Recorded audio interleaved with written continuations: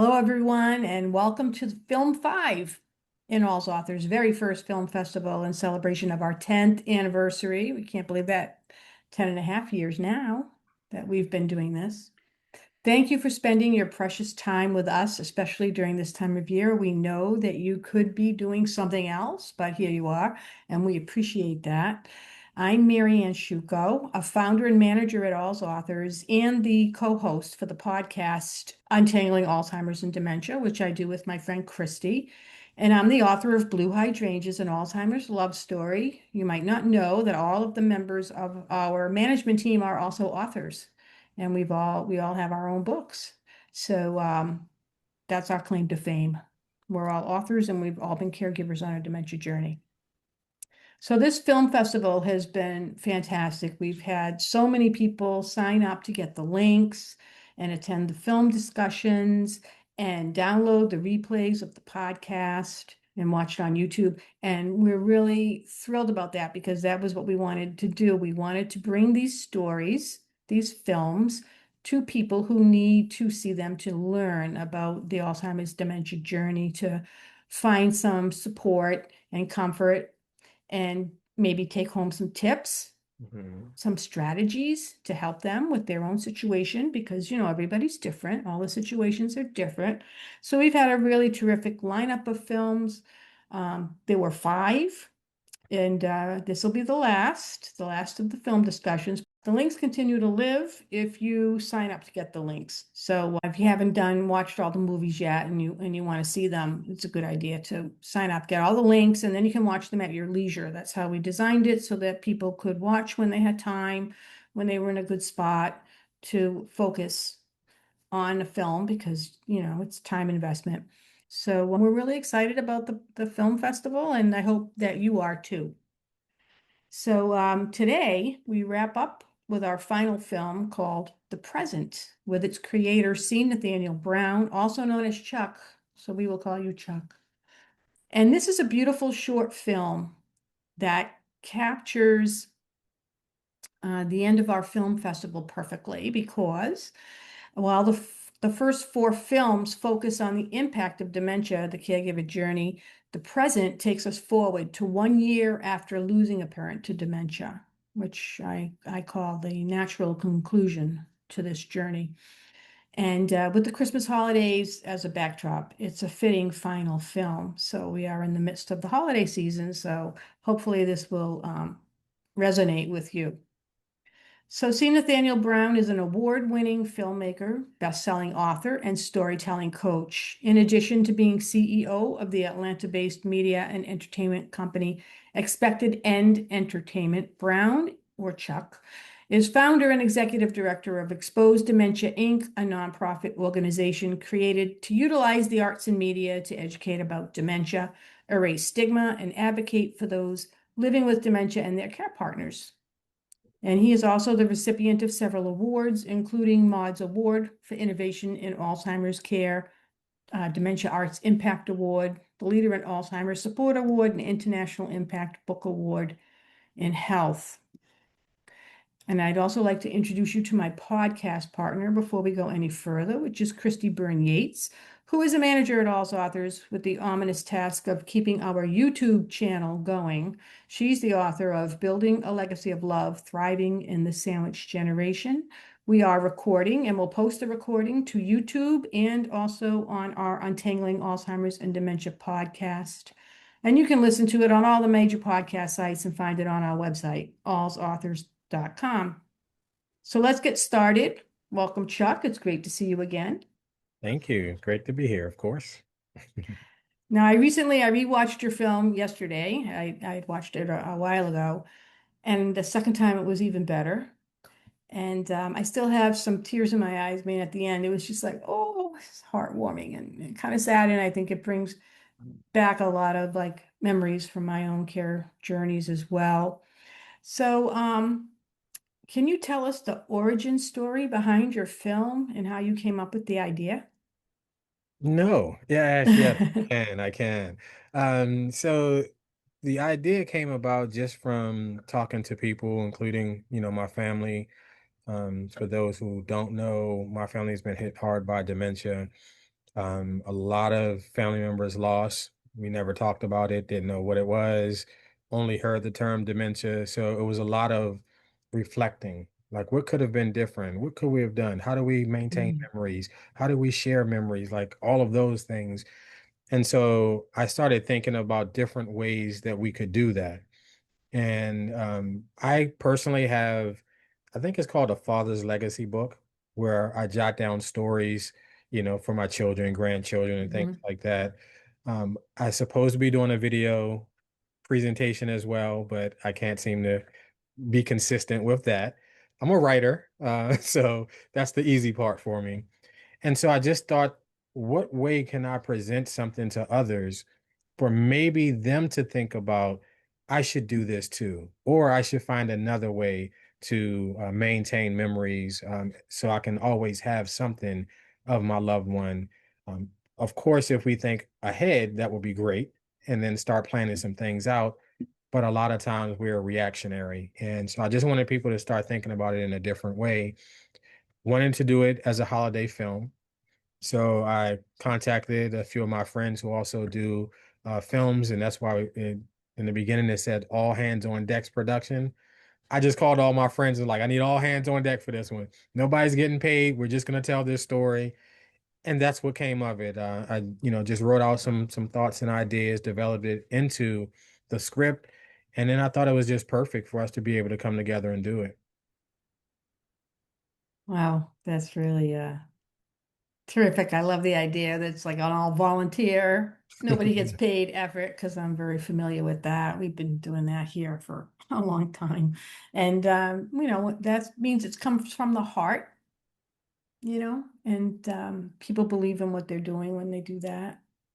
And I love the acting. My favorite character was Maya's mom, though.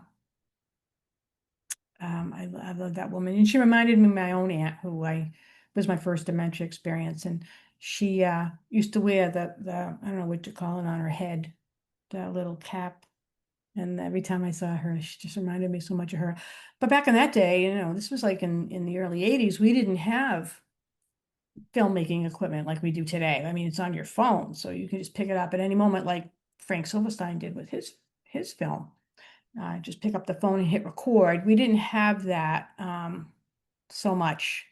It was a much more complicated process with film and video, and so a lot of families didn't get to take advantage Mhm. of recording their family memories like that, which if you can, I mean, I think that's just really great to be able to do something like that. And right now, we live in an era where just about anybody can do that, and anybody can publish it as well, Right. which is crazy. And it doesn't even have to be that. It could be, a picture. You can make a picture book. Hmm. You can do a series of letters or, anything. You just want to be able to maintain it. Even in my documentary, Remember Me, I was able to find a letter a poem that my aunt wrote to me. And I just took a picture of it on a piece of paper just to include it. And that means so much to me. Just to still be able to have that. And I'm thinking, I wish I would have had more photos. I wish we would have done this. I wish we would have done that. And the whole idea about the title of the present, of course, playing on the term of Christmas and presenting presents and receiving presents, but also about the now. It's like, what are we going to do right now? What can we do to prepare ourselves for the future? What can we do to do things to prepare other people for the future as well? And so I think that was the biggest takeaway that I wanted, to come across in the film is that the present is about right now. And that is our gift to the people that we love. Absolutely. And, for so many folks living with dementia, that present is the only time that they have because they can't engage with the past or the future. Right. So we are, to live in the present and to maintain your focus on that is going to ease your journey with that individual. And I also like that it was the present that the gift that the mother gave to the daughter, even though it Mhm. was difficult for her Right. to do some of the recordings that she did, and for um, her husband to have the presence of mind to think about doing that in the moment and Right. not have it be something that, oh, I wish we did that. I do that a lot too. Like, oh, I should have took a picture. Oh, I should have done this, and then it's too late. So Mhm. he didn't miss the mark there. Now in the movie, he makes that for the videos for Maya, but what about the other? She had a sister, correct? There were other siblings. No, she was the only one. Oh, she was the only one. So So she was the Maya was only the only child. child. So Yeah, that tells us a lot about Maya and that she was the sole caregiver, probably along with her father. right.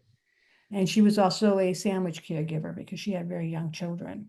Yeah, I loved that the friends were playing cards together the night before, and I loved that everyone was sensitive to how this was going to be for Maya, right? And so there was a lot there that was wonderful. And I do want to say, Chuck, you said earlier, you're writing some things for your kids and future grandkids, or maybe you already have grandkids, I but do. okay. But that's such a wonderful thing too, is leaving some legacy behind. M- um, my husband's family started a Christmas book, and every Christmas, everyone has to write something in this Christmas book. Even people that are just stopping by, oh, sign the Christmas book. So that we now have two or three of those, and we can go back and look 10 years ago. Oh, look at this. It's amazing what that does for us. It's not about because people are losing memories. It's just about, like you said, that consistency and maintaining. And it's Sure. such a gift to the present to hear from our past selves, and what a wonderful thing. Yeah. So Mm. speaking of grandchildren, my grandson, my oldest grandson, I have four grandboys, by the way. Mm. Oldest one is 17. I know I started Wow. early when I was like two, and then it kind of all these things happen. But probably 5 years ago, 6 years ago, when he was 11, 12 years old, we published a book together. So that's another way of creating those legacy moments and memories. So long after I'm gone, he'll still have that. Same thing with my daughter. I helped her publish her first book. We just recorded a song together. So it's finding opportunities to create things to maintain that relationship now, and then looking back later and saying, wow, this was such an amazing experience. I didn't realize how important it was to me at the time, but you maintain that for forever, as long as you can anyway.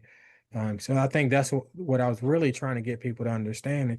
It's unique. It could be, signing a Christmas book. It could be a photo series. It could be writing something together. It could be singing and recording something. It could be any of those things, but I think it's important that we are intentional about trying those things and not settling and figuring we got time, because we don't. Well, and the other thing you mentioned was in your family, you came to an awareness of this is an issue in our family, right? We've lost people to dementia, and why is that and what it's about. But that also then can lend itself to those questions that I think younger people who maybe have young kids, it's never too early to start having conversations with older folks about how do you see the end of your life? What do you need from us? What do we want to do as a family? Do you know what I Right. mean? It's because Yes. that's my niche is the sandwich generation. It's like we don't have to be unprepared because we kind of know how the story's going to end. We just don't know when and how. But, Right. so let's have the conversations when we're all here and able to talk about some things. But I also want to say what I love so much about your film and that it's part of this film festival is what Marianne said at the top, and that it really wraps it up. This is a year out after this family's lost someone they loved so much, and it is hard. Those first anniversaries, those firsts are so difficult. The first birthday of your person who passed away, the first Christmas, the first whatever, maybe it's some other holiday, and yet looking at this, how Maya's mother left her with something that she could hold on to so that it's a joyous memory. And eventually I think most of us can have those, but we have to again be intentional about it. But I think about right now people I know that have lost someone this year. It's like those are the people I'm sending special cards to, just thinking about you at this time without the person you cared about. It's just a tough time. So thank you for doing that. I think that's a Mm, beautiful piece. Absolutely. mm. Back to what you said, it's just like a lot of people, maybe they're not on the same page or they don't know how to respond to someone who's grieving and has lost someone. And so they tend to like forget about it or not mention it. Mhm. And that makes people feel even worse. Their grief is being devalued or is invisible. So when we do reach out, like Christy said, and to say, I'm thinking about you, I know this is a hard time for you, it really helps them a lot. It helps a Absolutely. lot. It's important. I think sometimes people are reluctant to say anything because they don't want to, well, I don't want to make her sad. I don't want to make him Right. sad. I don't, and Right. what I guess I've said to people is, what, you didn't think I was thinking about this? This is like all I'm thinking about. So you Right. didn't I make am me think of sad. anything. Mhm. It's This is true. kind of where I'm at. Thank you for acknowledging that this is where I'm at. And the tears you're seeing, those were there. You didn't bring them. Right. So Hmm. I don't know if anybody else had any reaction to that, but that was my thought about it. I have a just kind of a sort of existential question, if you will. When I saw it, I was thinking, oh, because I just saw this technology about taking a photo with AI and, cloning the voice and getting to learn the person and then getting a message, or being able to communicate with your loved one who's no longer here.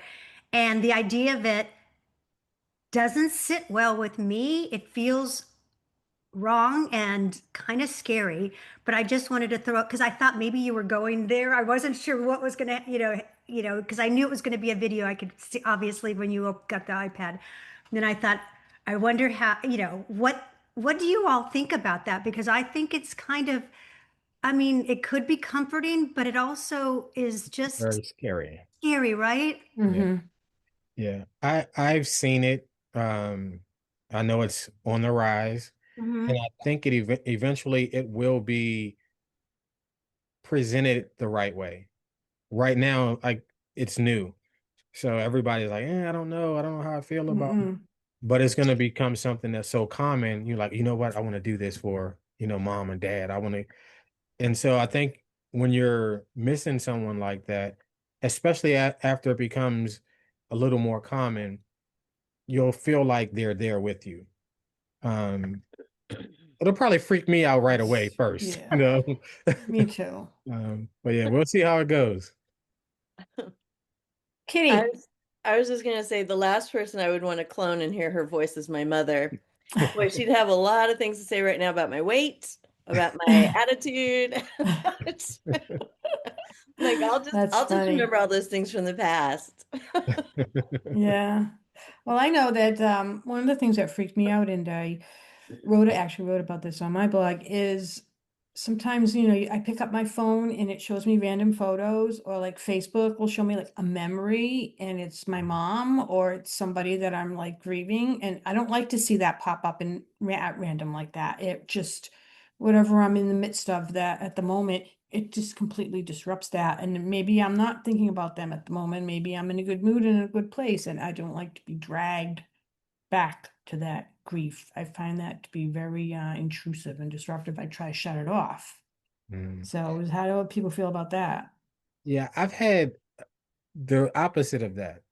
So my grandmother was my biggest cheerleader. Like in public, I'll say I could do no wrong. I was like Hmm. the person in the world. When after college, I got my first internship at a newspaper. She went around telling everybody that I own a newspaper and I'm doing all like she was that type of person for me. It's like, Uh-huh. and when she was gone, it left a huge void in my life. Hmm. And now those images will pop up or an anniversary or something, and I'll see it. And to me, it's more comfort. It's like, okay, you still watching over me, you still cheering me on. So Hmm. it's a little bit different for me in that sense, in particular with her. But I can understand it on that side as well. It's like, okay, I was good up until I saw this, and now I got to deal. You know what I mean? You got to deal with all of those emotions. It's just how and what it is that will make you. go one way or the other. Yeah, Christy.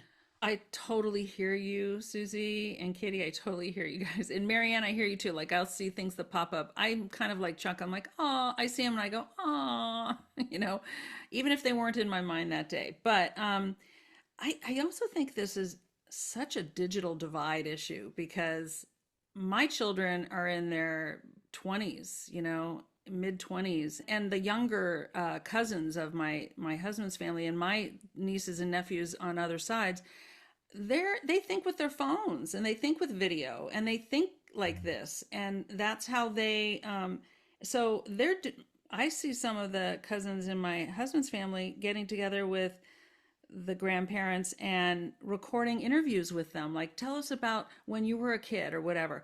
And my children used to do that with my parents, but we didn't record it. I don't know why we didn't. It was just, I think because by that time my mom did have Alzheimer's, and the memories were very circular. But I think that there are a lot of companies out there right now doing these things where they give you actual prompts and you're supposed to do this and whatever. And maybe it's something that you can hold on to an archive, but I do have a sense that some of this is digital divide issues. Some of us are me. I'm older. I'm old school. I like to see old letters that someone wrote me if I kept them. I've kept certain things and stuff like that. But I could get used to video, but I can see how it could be jarring. But I think some younger folks, this is the medium that they're going to use. I don't know. So Susie, what did you think of that? Yeah. No, I get what you're saying, and because I ride that line all the time because of the work I do, but there's just something, and I was thinking about it today because I have my mom's writing as a tattoo on my wrist, and my little granddaughters yesterday were here and they were looking at this calendar that I gave my mom with all pictures when she was like, I want to say like the second quarter of Alzheimer's, right? And she had written like appointments on that calendar that I gave her. And I just was thinking when I was putting it away, oh, the writing, her actual penmanship is so personal, and it really pulls you to that spirit, who they are. There's something very personal, right, about somebody's penmanship. And then I was thinking when you were saying that, I don't mind digital. Like I could look at photos and like you, Nathaniel, I don't think it's, if a picture comes up of my mom, it's going to trigger hopefully a good memory because that's why it's out there. I put it out there, or whoever put it out there. But if it's something that's manifested, that's not real, like it's just, it's like talking to AI that goes, hey, I just love you, Susie. My AI tells me that. I'm like, you don't know me and you don't have eyeballs, are you? Like, like that. Then I have objection to that. And I think that as this generation, we need to be teaching our younger generation that is not connection. That is the farthest thing from connection, is to look at a video that AI has created with some, prompts that, it's just not, and we're going to lose connection. And if we lose connection, I mean, that's the epitome of the loss of community. I don't know. I just think it's dangerous. That's my opinion. Oh, Well, I just wanted to say that I think a piece of people's reactions has to do with where they are in the post death of the loved one process. My care partner died 2 months ago yesterday. oh my goodness. And when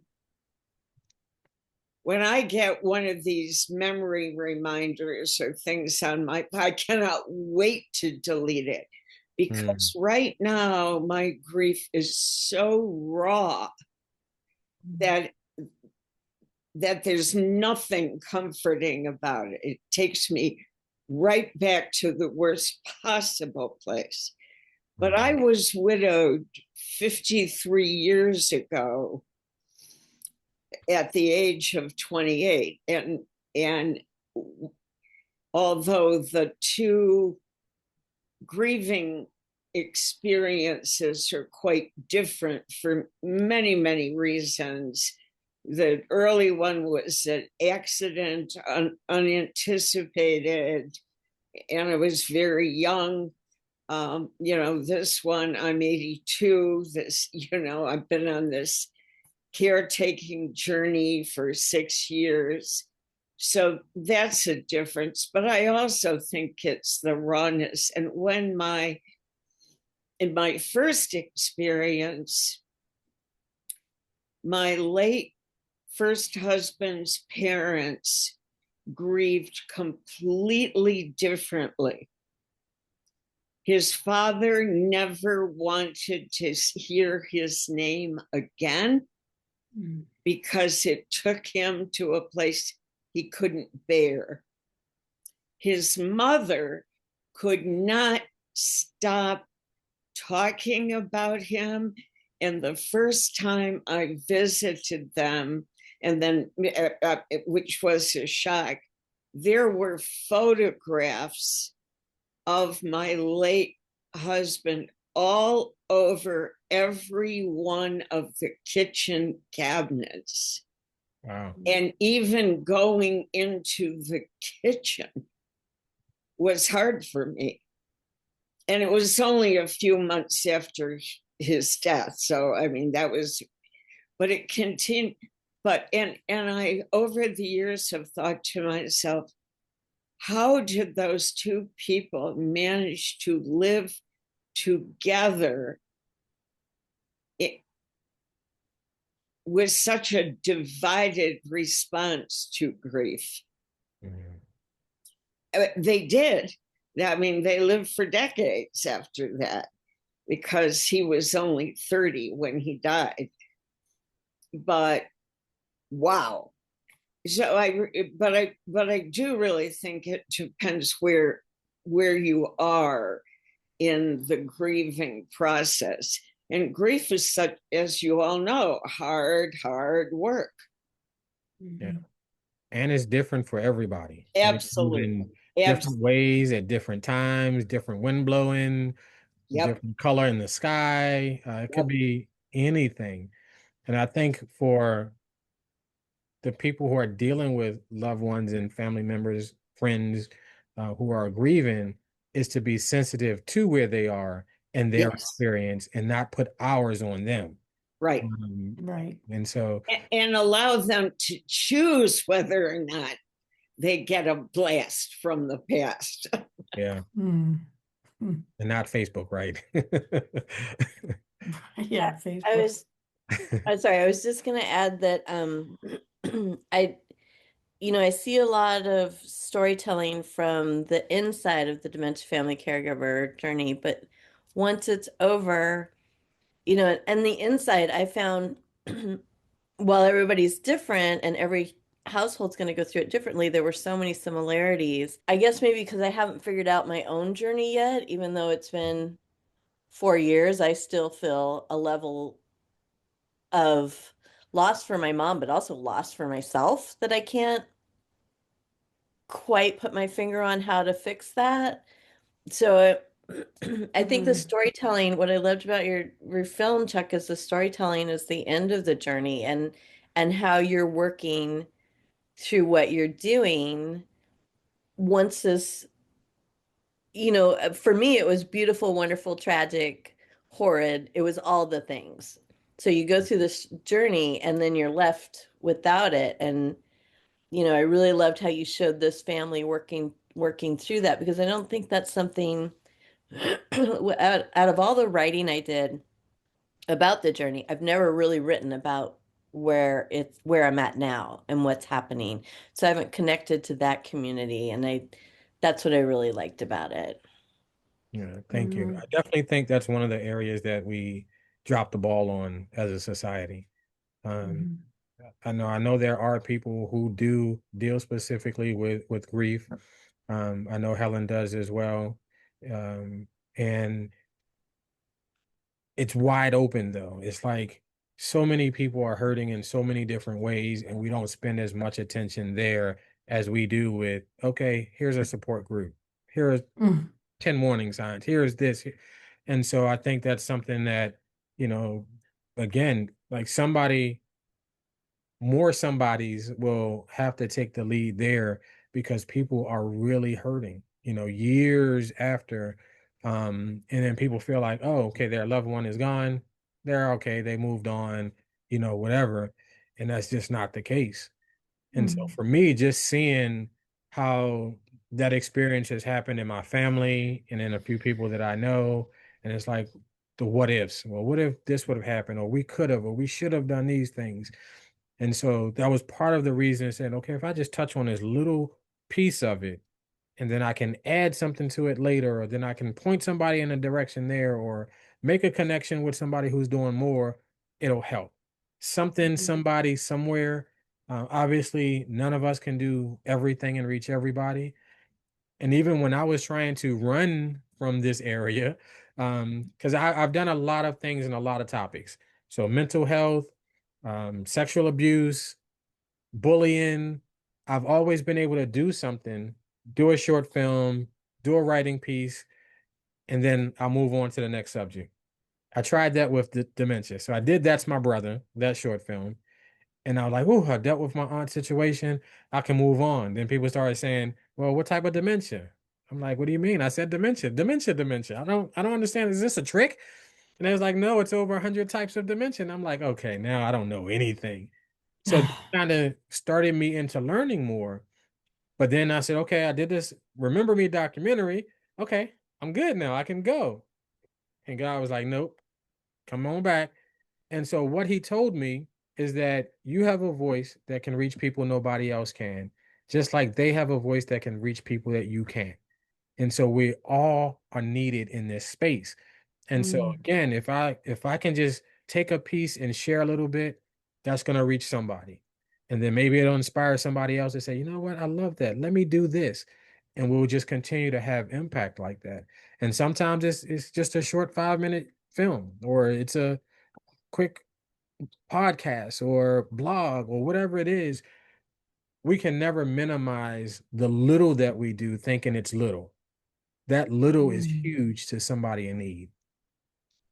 Wow, that is so well said. I mean, it's golly, you said so much there, and it's really important to just kind of put a pin in that there's so many different kinds of dementia, but just also what can we do to keep raising these issues. And I think grief is one we do tend to, not we, I shouldn't say we, some people run away from grief. It's hard to talk about.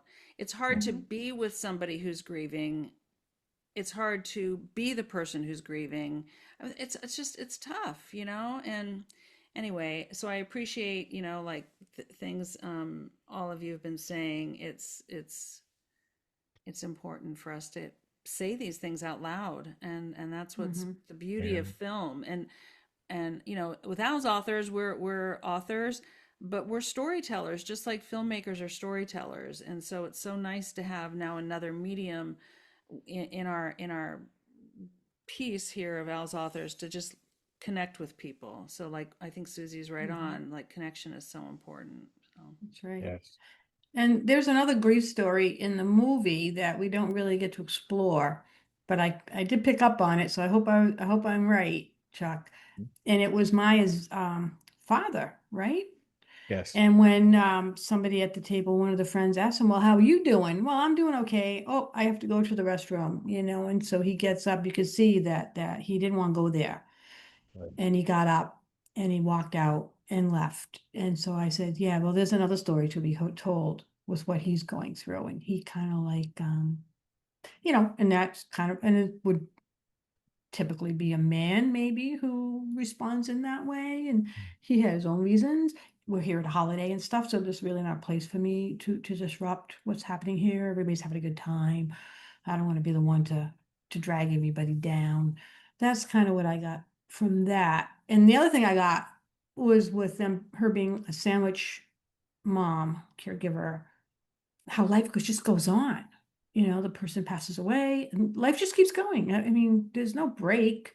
And these children still need to have their Christmas holiday. You can't like take that away from them, and they're little and how much of it are they even aware of, the grieving process and what's going on? They're really kind of probably Right. too young. So those are like two other things that I took away. So am I right about the father? That was his, Absolutely. yeah. Absolutely. It's kind of the same thing when we're talking about people with dementia. And the Mhm. first time you start asking them questions, the first thing they do is shift you to somebody else because they don't know how to process it or they don't know how to answer it. So they'll change the subject right away. And so that's kind of what he did in avoiding the discussion about his grief. It's just like, oh no, I'm just worried about my daughter. All right, I'm out of here. Yeah. And so they everybody has something. And so I tried to give everybody their moment in there for you to have questions and wonder or okay, what's their relationship with this? She called her friend, but not this one her friend. So is she supporting her because she's supporting her friend? Like all of those small components that you could find as you look at it. But that's the important part of it is to really like see what relates to you or see um what you could see happening within the story. And I think that that's always what's around us, even in Mhm. our family lives. So, okay, I see, this one caring for somebody, but am I missing something else about what this caregiver is going through? Or is she treating this person? Because with my mother, for example, and she's in that ambiguous grief standpoint because her brother died last year, or yeah, last year. Her sister's in the final stages of her dementia. Her baby sister is in denial, or a word that Tipa Snows taught me that I can't think of it right now, but she might not even know what's going on with her. You probably guys know that word, anosognia or something like that. Oh, yeah. Yeah. Yeah. Virginia, do you know that word? Hmm. But I can't pull my PowerPoint up right now. But yeah, I Oh, it, and it is typical, apparent more typical of frontal temporal. Okay.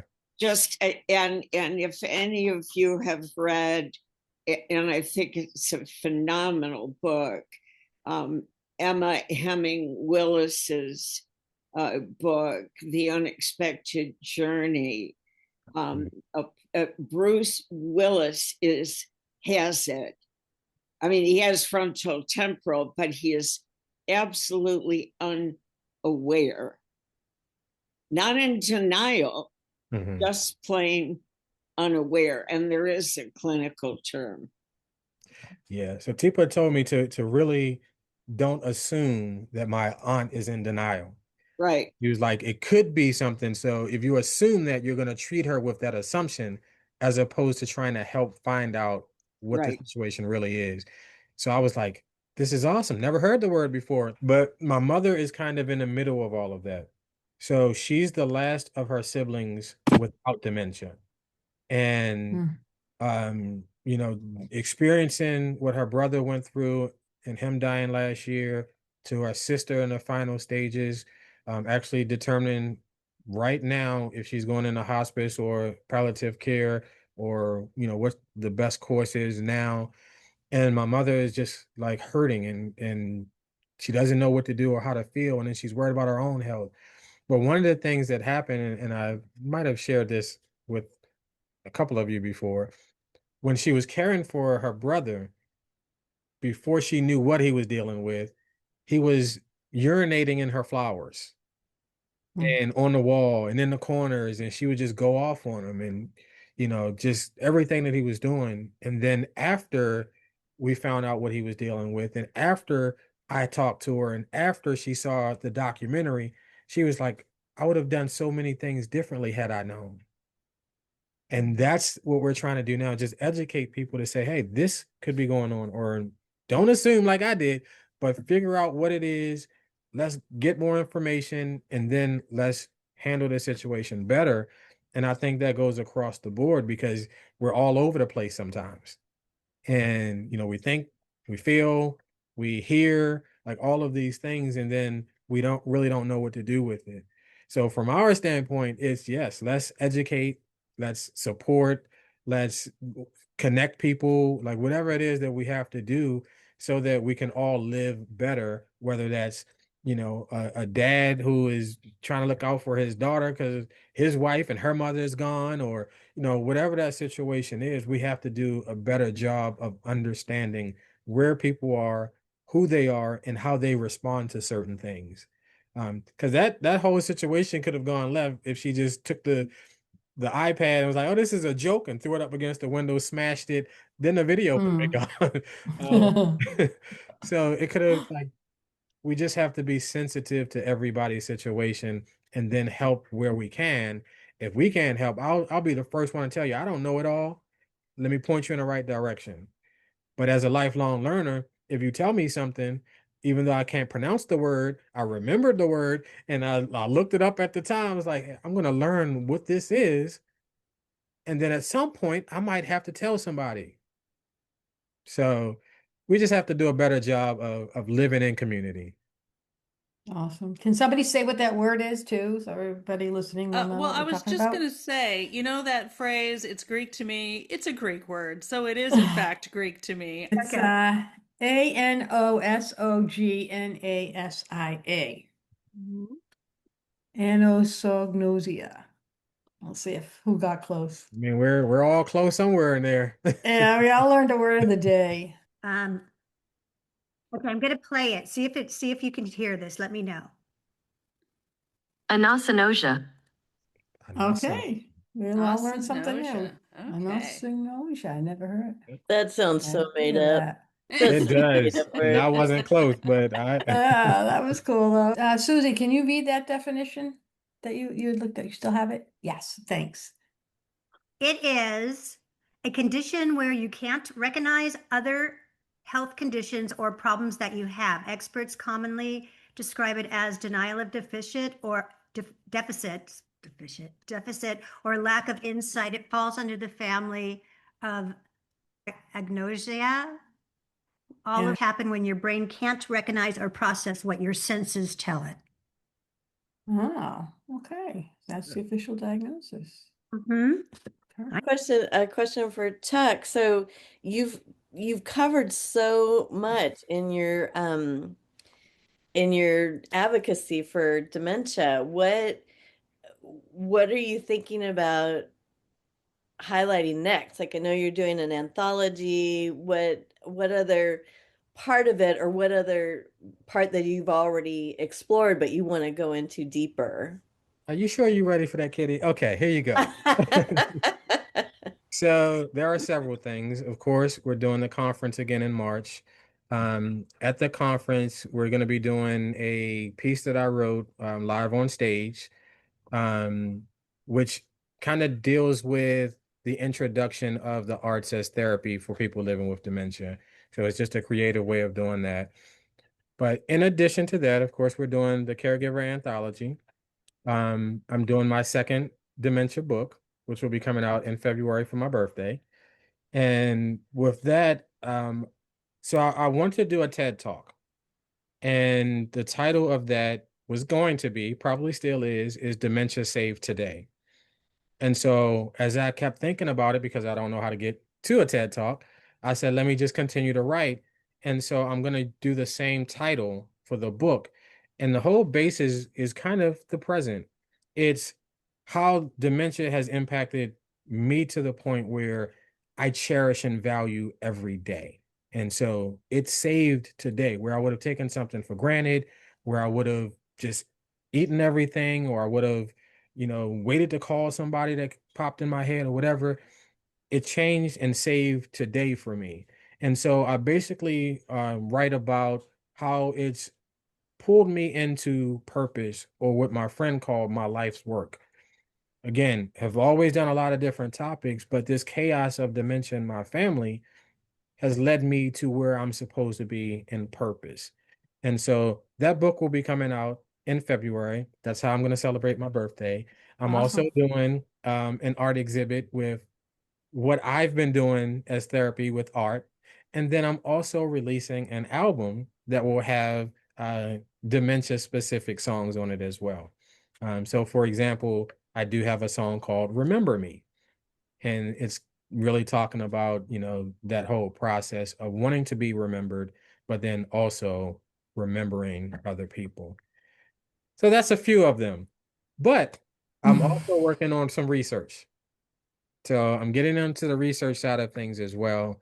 One of the things that I'm working on now is developing this research project to be able to create a caregiver pathway with resources, both for the African American community and the Latino community, because those are two that don't have many resources specific to the language, the culture for them.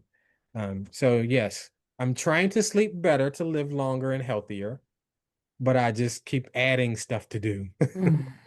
I know what that's like. I know a lot of people like that. I'm kidding. No self-awareness. Yeah.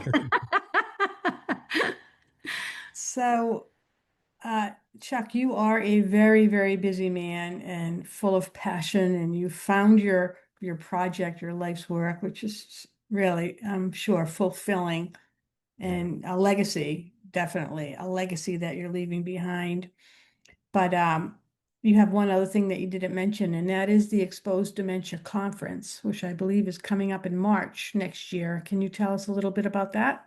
Yes, super excited. We had a great time this March, but we learned a lot and Mhm. we made some adjustments.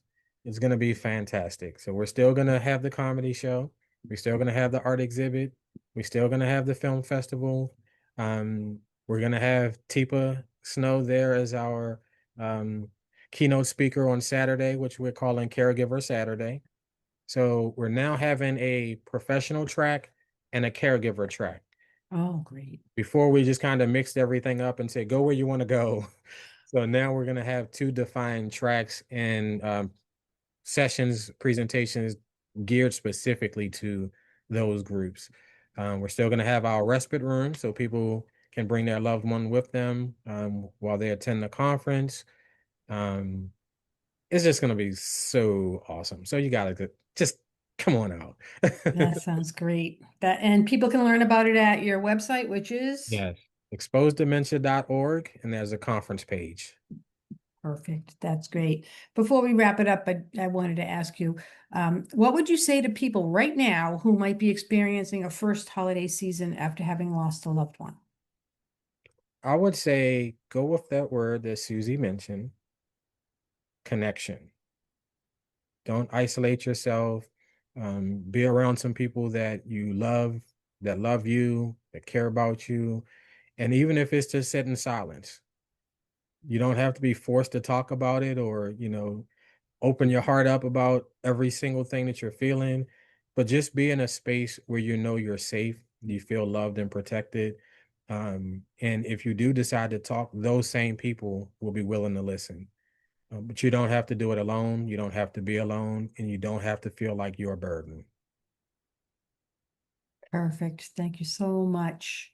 It's so lovely. Okay. Thank you. Yeah. Thank you. So I just want to thank everybody for participating in our first film festival. That has been an excellent way to celebrate our 10 years of bringing authors and creators who share about dementia from personal perspectives to those also on a dementia journey. Definitely sharing our stories makes us stronger. If you made it here, you should have all the links to the films and the replays for the film discussion. So they would be in the email that went out with the link. And all the information for this film festival is on our website at alsauthors.com. Be sure to visit our blog, our podcast. We have over 150 episodes for you to listen to with our authors. And we have a shop at alsauthors.com where you can find more resources for your dementia journey. We've got some lovely gifts for caregivers, including our books. Books make great gifts, and our poetry anthology, which is really special if you like poetry or know someone who does. And we also have branded clothing and accessories. You can follow us on social media. We're on Facebook, Twitter X, Instagram, LinkedIn, Pinterest, and Blue Sky. And we share a wealth of resources for the dementia journey there. Daily, you'll find something. And remember, you are not alone. One can sing a lonely song, but we chose to form a choir and create harmony. So thank you so much for being here and happy holidays.